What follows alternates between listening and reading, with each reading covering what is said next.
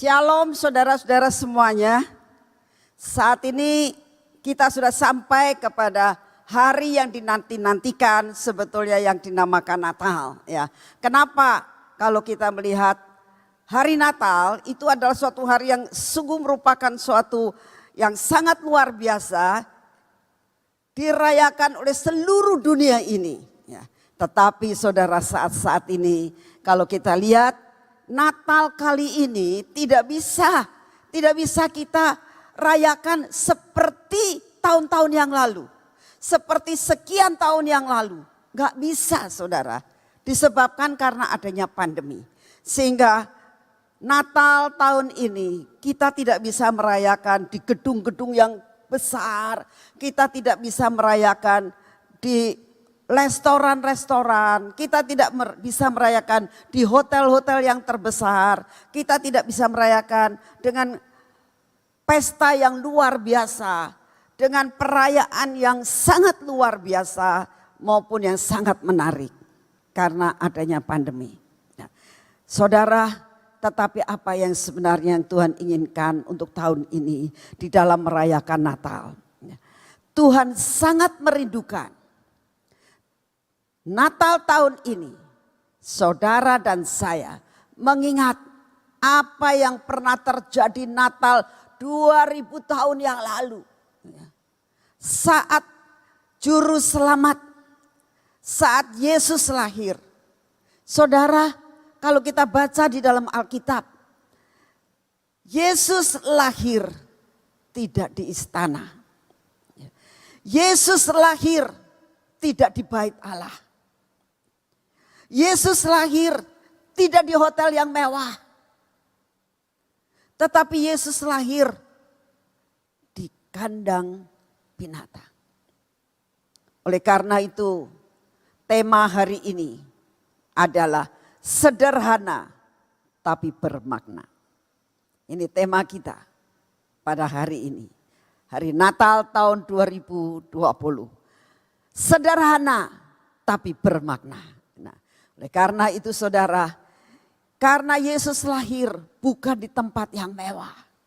Yesus lahir di tempat yang sangat sederhana tapi sangat bermakna. Saudara, saat Yesus lahir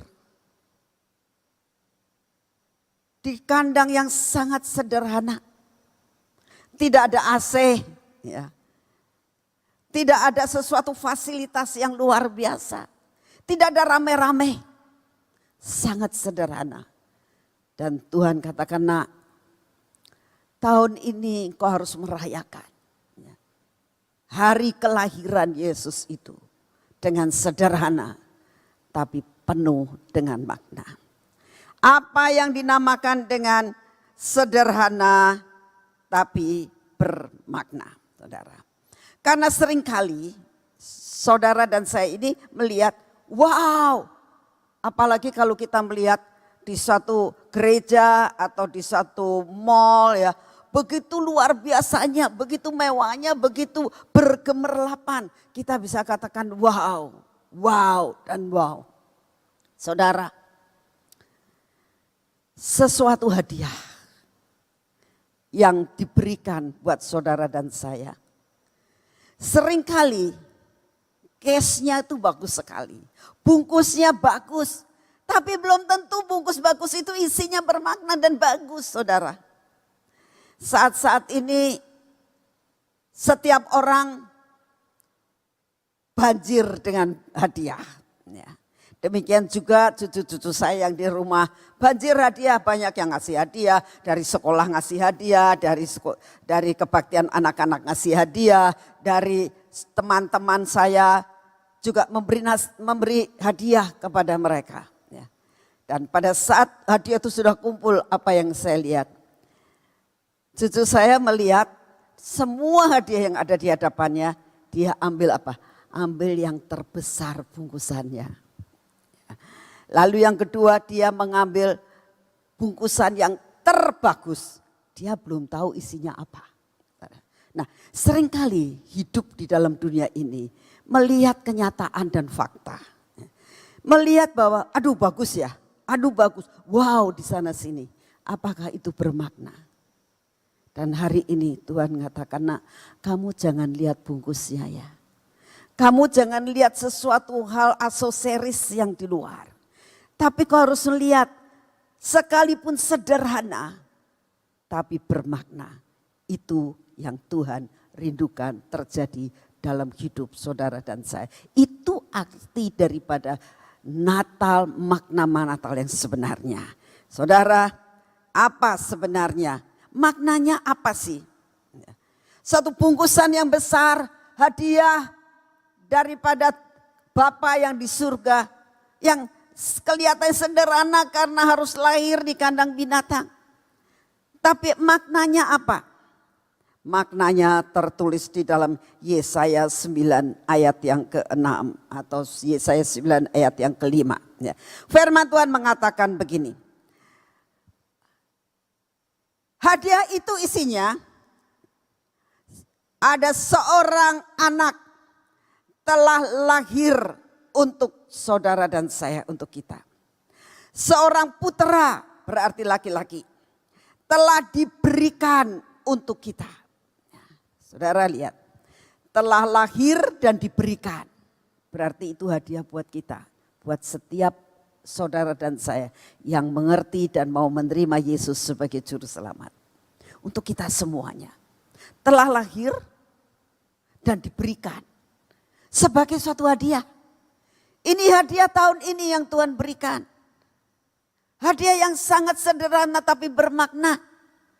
Apa dikatakan?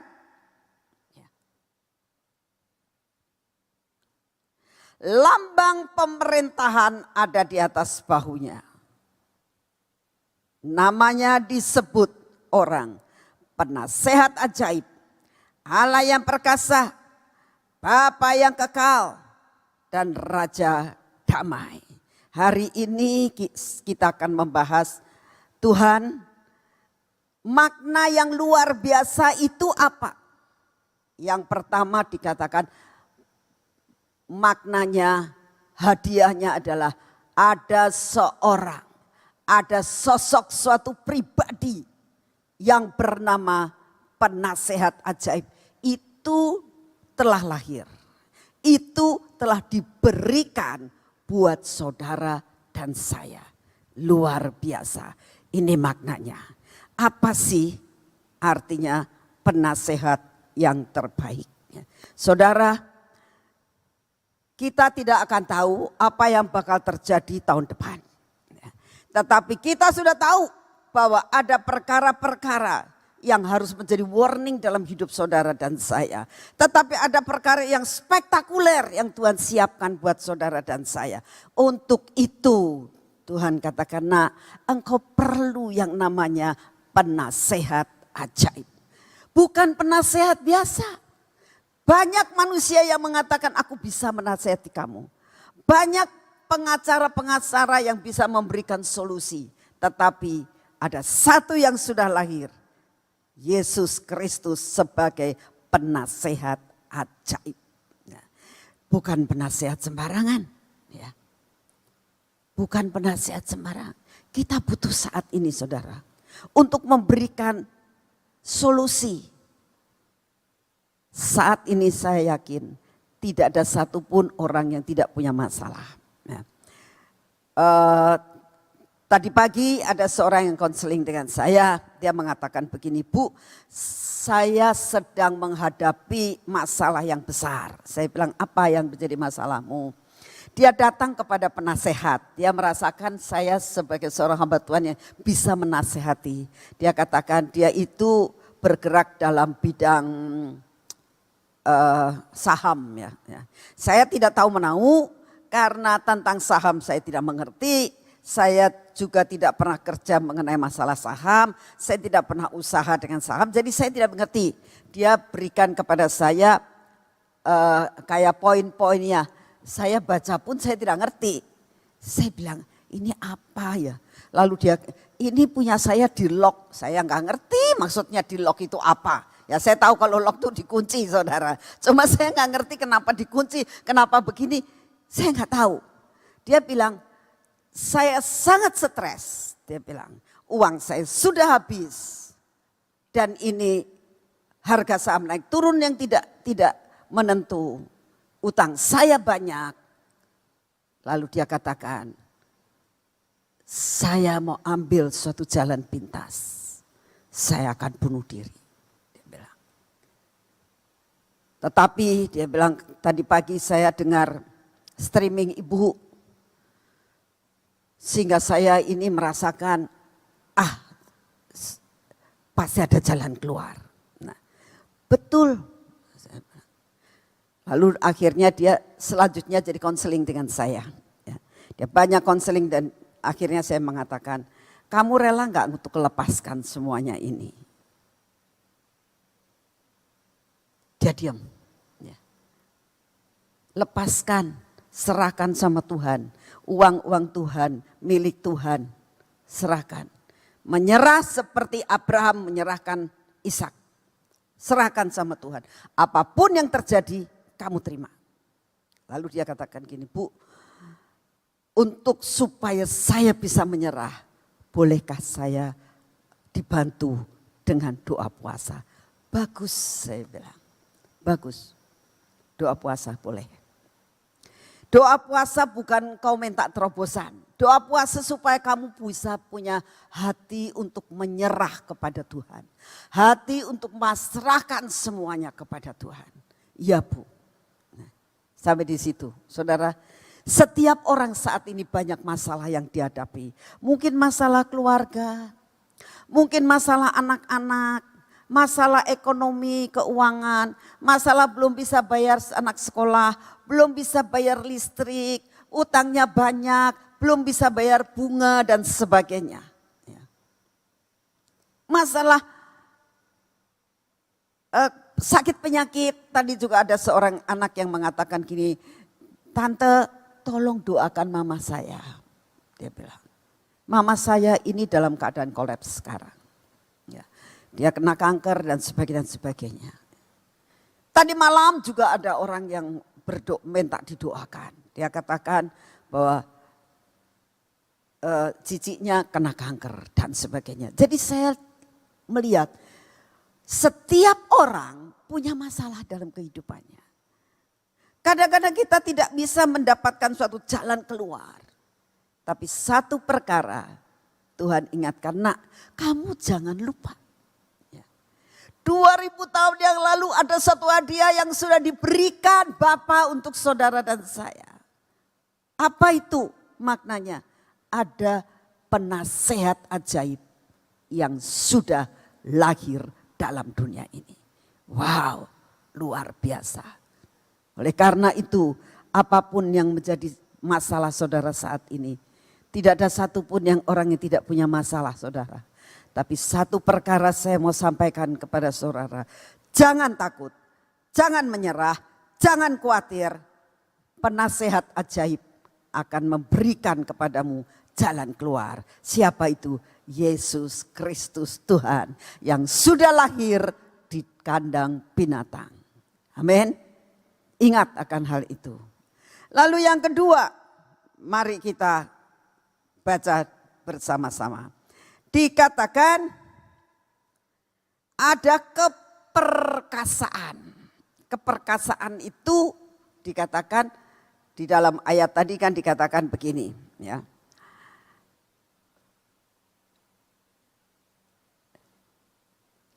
Allah yang perkasa. Jadi yang lahir itu adalah benih Allah yang perkasa. Yesus Kristus Tuhan itu perkasa. Perkasa itu kuat, bukan sekedar kuat loh. Perkasa itu gagah, ya, kuat dan selalu menangan. Perkasa itu dapat dikatakan selalu jadi aktor yang terbaik di dalam sesuatu sandiwara maupun film, ya. Jagonya lah dapat dikatakan. Itu perkasa. Nah, dikatakan yang perkasa itu sudah lahir. Yang perkasa sudah lahir, bukan belum. Sudah lahir. Kapan itu?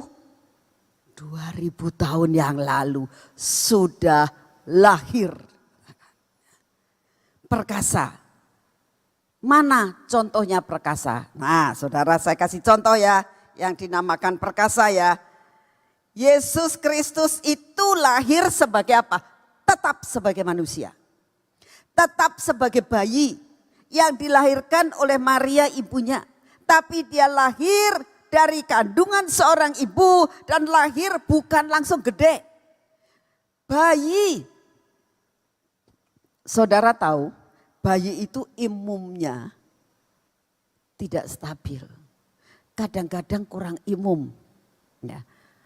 Daya tahan tubuhnya tidak seperti orang dewasa. Daya tahan tubuhnya itu rapuh kalau namanya baby. Ya. Makanya begitu lahir langsung dibungkus-bungkus-bungkuskan. Dia ketakutan sepertinya, aduh aku lahir dalam dunia ini. Ya, menggigil, dibungkus. Maka dikatakan Yesus lahir dibungkus dengan kain lampin. Ya. Sama seperti baby. Tetapi kalau saudara tahu, dia punya daya tahan tubuh yang sangat luar biasa. Karena dia bukan bayi sembarang bayi. Dia bayi yang perkasa. Ya. Kenapa saya katakan begitu? Karena kemasan yang diberikan, hadiah yang diberikan itu mengatakan Allah yang perkasa. Ya. Jadi baby ini mempunyai keperkasaan yang luar biasa. Dia punya imun, punya daya tahan tubuh yang luar biasa. Sekalipun ditidurkan di palungan, di tempat makanan daripada binatang yang tidak steril dapat dikatakan. Tapi tidak ada satu virus pun yang mengena bayi Yesus. Masih baby loh, baru lahir. Ya. Tapi tidak ada penyakit yang berani mendekati. Ini pertanda dia Allah yang perkasa. Nah, saudara, benih ini, benih keperkasaan ini, itu ada di dalam Yesus. Dan barang siapa yang percaya kepada Yesus sebagai juru selamat, itu benih dimasukkan dalam hidup saudara dan saya. Sehingga saudara dan saya akan menerima benih keperkasaan. Amin. Jadi kita dalam menghadapi apapun, kita katakan, oh Tuhan terima kasih. Kita menghadapi akan pandemi yang saat ini, kita percaya bahwa keperkasaan sudah ada dalam hidup kita. Apa arti keperkasaan juga? Keperkasaan itu begini saudara, di dalam menghadapi sesuatu tidak lari. Tidak lari menyingkir, itu perkasa namanya. Dan itu ada dalam Yesus Kristus Tuhan. Saat Tuhan Yesus ditangkap, ya, apa kata Tuhan Yesus? Mengapa engkau tangkap aku? Aku setiap hari ada di bait Allah. Mana Yesus? Akulah Yesus. Dia hadapi semua masalah itu. Dan bahkan musuhnya jatuh. Karena apa? Ada keperkasaan, roh keperkasaan diberikan buat saudara dan saya. Dalam menghadapi tahun depan saudara, Tuhan sangat merindukan. Nah, aku sudah berikan benih roh keperkasaan itu dalam hidup sekalian. Dalam menghadapi tahun depan, percaya Tuhan yang akan memberikan keperkasaan di dalam hidup saudara dan saya. Saudara, kita akan baca sama-sama ya. Di dalam 1 Korintus 15 ayat 38 dikatakan begini.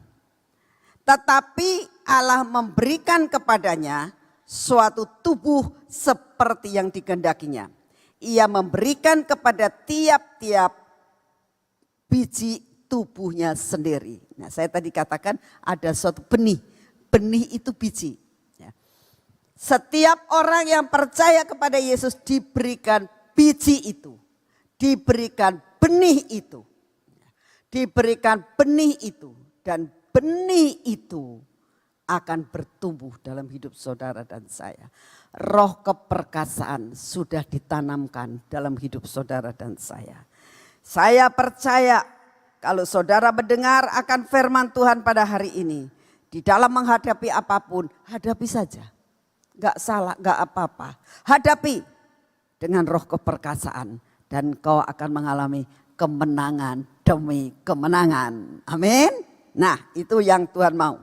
Yang ketiga dikatakan ada raja damai yang penuh dengan kekekalan. Raja damai yang penuh dengan kekekalan. Ini sudah lahir 2000 tahun yang lalu. Ada yang lahir seorang raja damai yang penuh dengan kekekalan. Berarti Tuhan memberikan damai sejahtera. Saat Yesus mau meninggalkan murid-muridnya, Tuhan katakan, damai sejahteraku ku tinggalkan kepadamu. Nah, ini damai sejahtera. Damai sejahtera yang kekal, yang tidak diberikan oleh dunia. Jadi dalam menghadapi masa depan, dalam menghadapi akan tahun depan, kita tidak tahu apa yang bakal terjadi. Tapi hari ini Tuhan ingatkan, nak kamu ingat ya Natal ini ya, bahwa Raja Damai, benih kedamaian aku berikan kepadamu. Benih, biji tubuhnya sendiri yang diberikan buat saudara dan saya. Sehingga kemanapun saudara pergi, itu ada damai. Ya. Saudara, sebenarnya begini ya, salah satu contoh. Di dalam setiap rumah tangga, kita kan selalu pengennya rukun, damai ya. Sebenarnya ada kedamaian kalau ada orang yang mau berkorban. Betul enggak? Ya. Saudara, saya contohkan cucu-cucu saya. Nah, saya punya 2 cucu, yang satu dengan yang lain itu sifatnya sangat berbeda. Kalau cicinya itu banyak ngalah. Ya. Kalau dedeknya ini agak bosi. Ya. Suatu saat mereka bermain dan saya tahu persis dedeknya nakal. Nah, lalu saya ngomong sama dia, Kean, kamu gak boleh gitu. Ayo sekarang kamu harus minta maaf sama Cici. Gak mau saudara. Coba ulurkan tanganmu, minta maaf. Gak mau. Tangannya dua-duanya ditaruh di belakang. Dengan keras. Saya bilang, Kean, sing salah siapa? Diem. Dia gak mau ngomong. Saya itu bersyukur. Ya. Cicinya ngomong gini, ayo Kean kita berdamai. Cicinya ngulurkan tangan. Ya. Nah, saat cicinya ngulurkan tangan, dia langsung agak runtuh hatinya. Terus dia ngulurkan tangannya. Terus saya bilang good, ya. Berdamai. Orang kalau berdamai itu pasti ada orang yang ngalah. Ya. Cicinya nggak salah, tapi dia mau mengalah. Sehingga terjadi pendamaian. Nah, demikian juga Yesus Kristus Tuhan. Saudara dan saya itu salahnya gede banget. Tapi Yesus katakan, aku mau mati buat engkau nak. Aku mau membuat tubuhku yang tidak berdosa ini menjadi dosa ganti engkau. Saudara, itulah yang dinamakan pendamaian. Dan Tuhan katakan, aku sudah melakukan itu semua. Dalam 2 Korintus pasal 5 ayat 21 dikatakan, dia yang tidak mengenal dosa telah dibuatnya menjadi dosa karena kita, supaya di dalam dia kita dibenarkan oleh Allah. Saudara. Dia tidak ada dosa, tetapi dia melakukan itu hanya untuk saudara dan saya. Mengulurkan tangan terlebih dahulu. Nah, aku mau mati buat menanggung dosa. Untuk mendamaikan engkau dengan Bapa yang di surga. Saudara, itu damai yang seperti itu diberikan buat saudara dan saya. Saya berdoa, damai itu sudah diberikan buat saudara dengan mendengar akan firman ini. Katakan Tuhan, sebagaimana engkau mendamaikan antara manusia dengan Bapa, jadikan aku pendamai. Dalam rumah tangga, ngalah lebih dulu. Kalau bertengkar, ngalah lebih dulu. Ngalah saja. Karena mengalah itulah artinya kemenangan ada di pihakmu. Ngalah saja enggak masalah. Ya. Mengalah buat mencapai kedamaian. Suami istri seringkali merasakan aku enggak salah, aku enggak salah, aku enggak salah. Semua orang mengatakan tidak salah. Ya. Enggak mau disalahkan. Tapi belajar. Ya. Terlebih dahulu minta maaf. Sekalipun kita tahu kita enggak salah. Apa sih salahnya kita minta maaf? Sesama teman, bersama-sama dengan kita teman-teman, sesama kita karyawan, sesama kita bekerja di suatu perusahaan. Ayo belajar menjadi pendamai. Dan Tuhan katakan, ya, kemanapun engkau pergi, ada roh pendamai sudah di dalam hidupmu. Benih ini sudah ada dalam hidup saudara dan saya. Jadi pendamai, dan jadi pendamai. Itu yang Tuhan mau. Ya. Sebab apa saudara?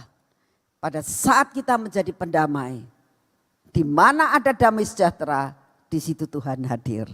Di mana ada damai sejahtera, di situ ada pertemuan yang luar biasa. Di mana ada damai sejahtera, di situ berkat akan melimpah. Dalam rumah tangga, kalau engkau berdamai, saya yakin percaya berkat Tuhan melimpah atas hidup keluargamu. Saya berdoa dalam Natal ini, ayo kita belajar sama-sama.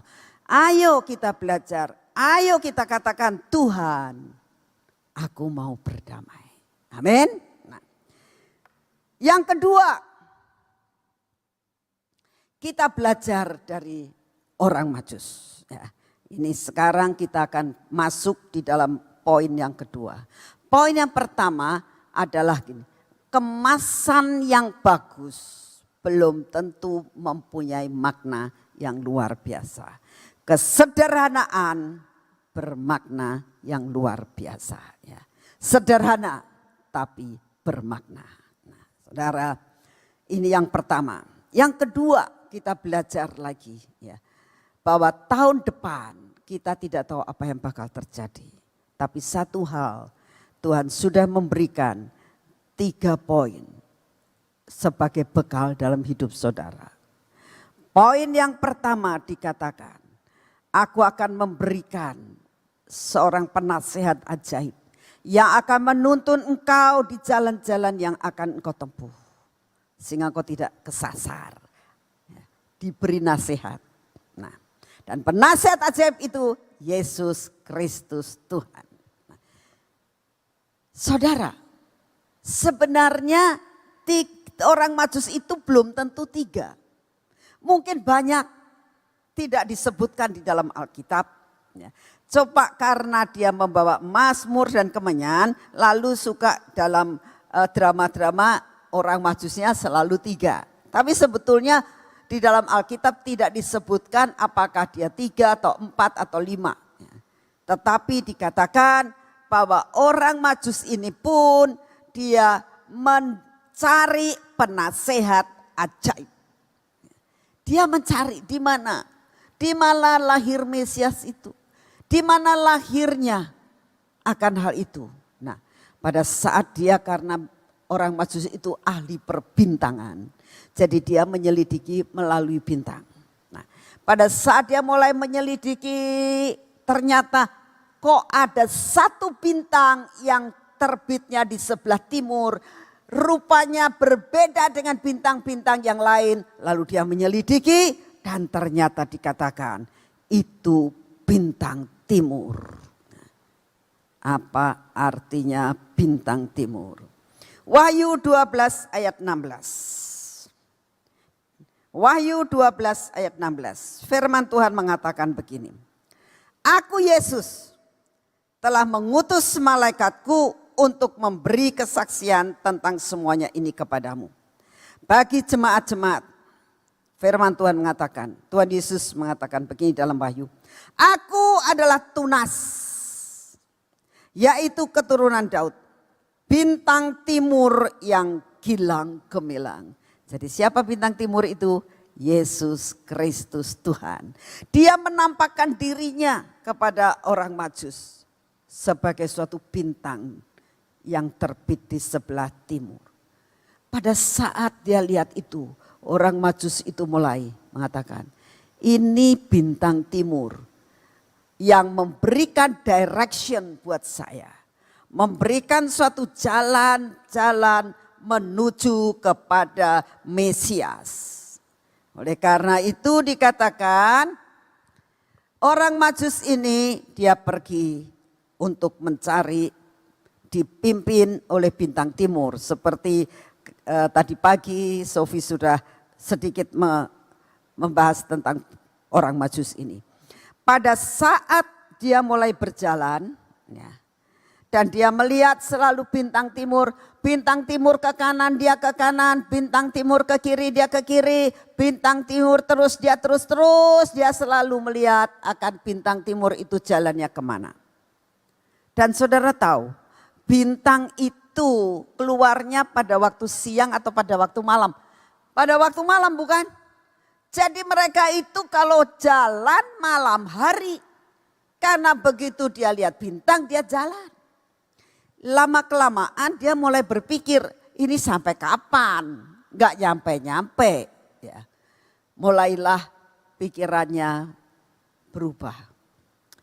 Kalau terus-terusan begini ini gak nyampe-nyampe nih. Jadi bagaimana caranya? Gak apa-apa jalan siang hari. Kita sudah tahu itu Mesias. Raja yang luar biasa lahir. Otomatis dia lahir di dalam istana.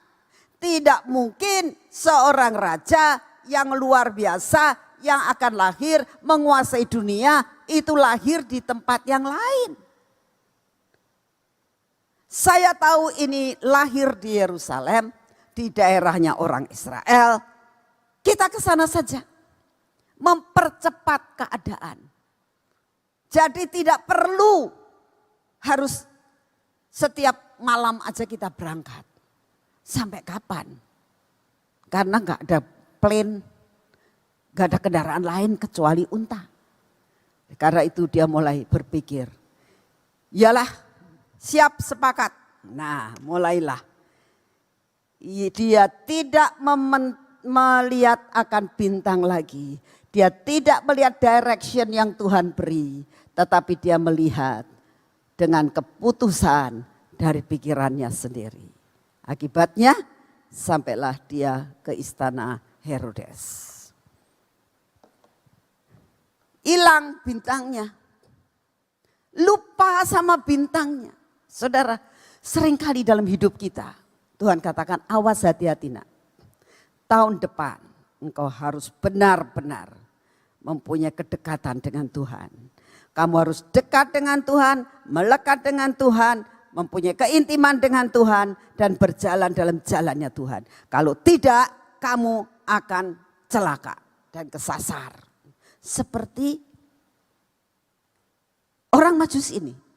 Dia sudah tahu directionnya, dia sudah tahu bintang. Tapi pikirannya, apa yang mengakibatkan kita itu tidak mau jalan dengan jalannya Tuhan. Karena jalan Tuhan bukan jalan kita. Pikiran Tuhan kadang-kadang bukan pikiran kita, saudara. Kadang-kadang kita kepengen ini kayaknya lebih bagus. Tapi Tuhan ngomong enggak nak, yang ini aja. Dan ini kadang-kadang tidak bagus. Saudara. Tapi Tuhan katakan nak, apapun yang kau jalani. Itu yang terbagus yang berasal dari Tuhan. Saya teringat akan kesaksian dalam kehidupan Pak Yusak. Saudara tahu bahwa Pak Yusak ini seorang lulusan dokter gigi. Dia mendapatkan tugas untuk tugas prakteknya selama 3 tahun di Biak di daerah Irian Jaya. Nah, pulang dari sana, dia akhirnya kembali ke Jawa. Lalu dia mulai ditawarkan 3 kota. Yang pertama dikatakan kamu bisa dikirim ke Singapura, ya. Kamu sekolah lagi di sana dan kamu boleh kerja di sana, ya. Dibiayai pemerintah. Plus semua anak-anak dan istrinya. Yang kedua, atau kamu di Jakarta dikasih fasilitas, ada rumah dinas dan juga ada mobil dan semuanya. Yang ketiga Bandung. Cuma di Bandung kamu itu jadi kepala sekolah perawat. Kepala sekolah perawat gigi di Bandung. Ya. Tidak diberi fasilitas, ya. Tidak diberi mobil, tidak diberi rumah dinas. Hanya mendapatkan gaji sebagai PNS. Saudara, dia pulang ke rumah, dia cerita sama anak-anaknya dan sama istrinya. Istrinya mengatakan, "Pah, sekali-kalilah kita itu pindah ke luar negeri. Di antara 3 itu paling enak kan di Singapura." Pak Yusak ngomong, doa dulu. Ya, cari bintang. Ya, cari bintang timur. Anak-anaknya mengatakan, "Pah, enak Pak di luar negeri." Pak Ishak ngomong, cari bintang timur. Akhirnya Pak Ishak doa puasa dan akhirnya mendapatkan firman Tuhan begini. Nak, kalau engkau pergi Singapura, kamu akan cepat naik ke puncak gunung. Tapi rumah tanggamu hancur. Kalau engkau di Jakarta, sama saja. Engkau bisa mencapai sukses, tapi keluargamu hancur. Pergaulan di sana tidak baik buat anak-anakmu. Kalau Bandung, memang jalannya penuh kerikil. Ya. Tetapi ujungnya luar biasa. Dan anak-anakmu mendapat jaminan dari Tuhan. Saudara, lalu dia katakan, Tuhan, saya pilih Bandung. Kalau engkau menginginkan aku di Bandung, aku di Bandung. Sekalipun aku dalam keadaan yang banyak kerikil jalannya. Tapi aku tahu bersama dengan engkau, aku tidak melihat sekarang, tapi aku lihat ujungnya. Saudara, Pak Yusak tidak mau berdasarkan akal, pikiran dan pandangan mata. Seperti apa? Seperti yang dialami oleh orang Majus itu. Susah, lama. Kalau ini kan cepat. Siang bisa kerja, pagi sudah bisa berangkat.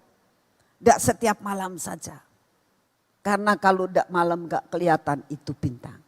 Saudara. Memang saya ikut Pak Yusak. Jadi saya tahu persis penderitaan demi penderitaan selama bertahun-tahun.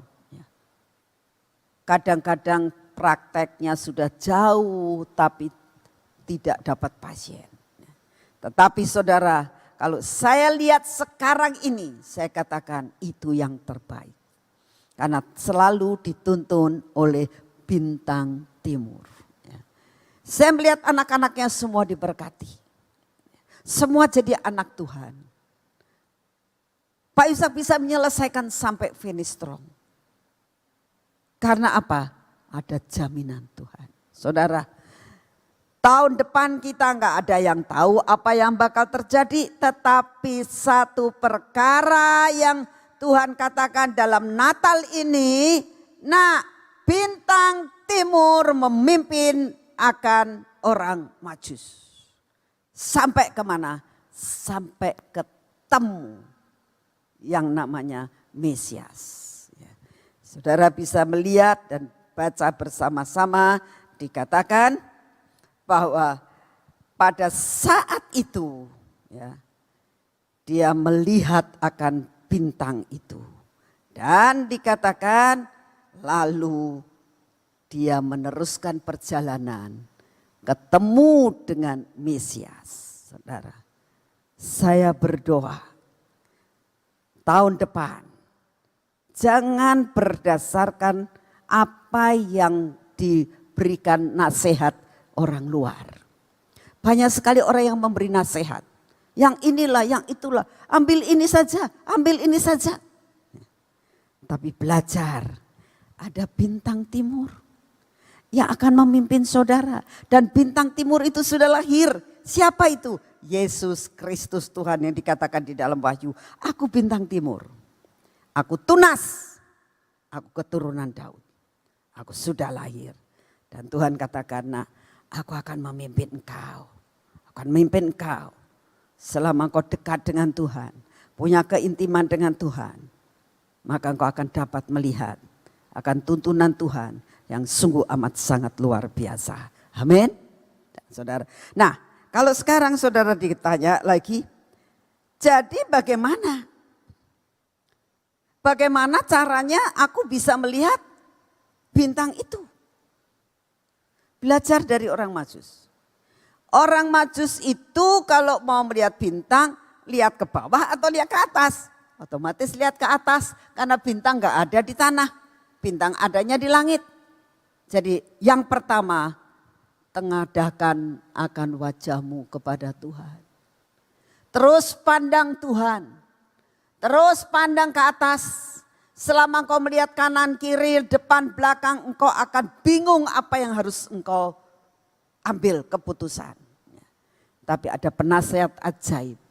Ada bintang yang memberikan penuntun dalam hidupmu. Yaitu Yesus Kristus Tuhan. Pandang terus ke atas. Lalu yang kedua, apa? Kita harus lihat bintangnya. Karena di langit banyak bintang. Yang mana ya? Nah, kita harus tahu. Nah, saudara, kita tahu di dunia ini banyak sekali yang mengatakan aku bintang, ada bintang film, ada bintang apa, ada bintang ini, ada bintang kejora, ada bintang apa. Tapi Tuhan katakan aku bintang timur. Kita harus cari yang namanya bintang timur itu. Siapa? Yesus Kristus Tuhan. Sampai kita tahu itu bintangnya, kita ikuti kemana dia pergi. Saudara, saya percaya saat saudara mendengar akan firman ini. Ingat, sederhana tapi bermakna. Memang dia lahir di kandang, tapi maknanya dia sebagai penasehat ajaib. Dia sebagai Bapa yang perkasa. Dan benih keperkasaan sudah diberikan kepada saudara dan saya. Dan dia katakan, Raja damai aku berikan kepadamu. Dan sudah lahir. Dan benih itu ada dalam hidup saudara. Dan satu lagi, ada bintang timur yang menyertai saudara dan saya sepanjang hidupmu. Sampai kita mencapai finish strong dalam hidup saudara dan saya. Bisa mencapai yang dinamakan destiny saudara dan saya. Tuhan memberkati kita semuanya. Dan saya dan keluarga saya dan seluruh jemaat eklesia saat ini mengucapkan selamat hari Natal dan tahun baru. Immanuel, Tuhan memberkati saudara semuanya. Mari kita bangkit berdiri, kita berdoa saat ini kepada Tuhan. Bapa yang di surga, kami mengucap syukur untuk hari ini ya Tuhan. Kami mengucap syukur hari ini adalah hari di mana kami memperingati akan hari kelahiran-Mu. 25 Desember Tuhan, kami datang di hadapan-Mu saat ini. Sekalipun kami tidak tahu apakah Engkau lahir 25 Desember atau tidak. Tetapi merupakan sesuatu tanggalan dari internasional bahwa 25 Desember adalah hari Natal. Oleh karena itu Tuhan, kami datang di hadapan-Mu. Kami bersyukur untuk firman-Mu Natal kali ini ya Tuhan. Yang Engkau mengatakan sederhana tapi bermakna. Karena kami hari ini di dalam nama Tuhan Yesus, dengan iman kami menerima penasehat ajaib.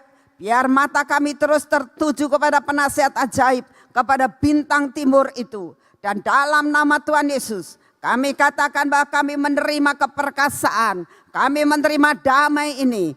Biar benih ini masuk dalam hidup kami sampai kami finish strong. Kami bertemu di awan-awan bersama dengan Engkau. Terima kasih Bapak, kalau sampai tahun ini kami boleh masuk di dalam tahun yang baru. Kami mengucap syukur selama tahun 2020. Engkau memberkati kami. Terima kasih Bapak, sebagaimana Engkau menyertai kami tahun 2020. Engkau akan menyertai kami tahun 2021. Sampai kami ketemu Engkau di awan-awan. Kapan kami tidak tahu, tapi satu perkara, ingat kami Tuhan, ingat kami. Tarik kami sampai finish strong. Dalam nama Tuhan Yesus. Amin.